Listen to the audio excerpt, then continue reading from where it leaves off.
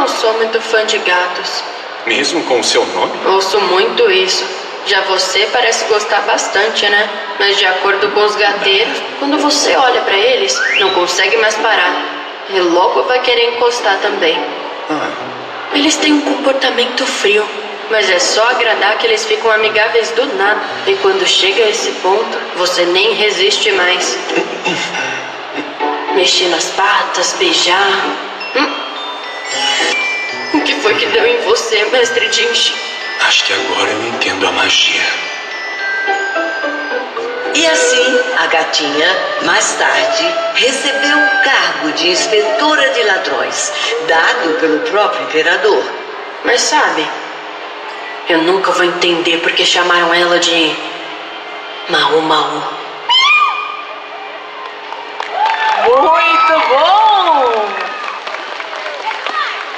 Bonitinho.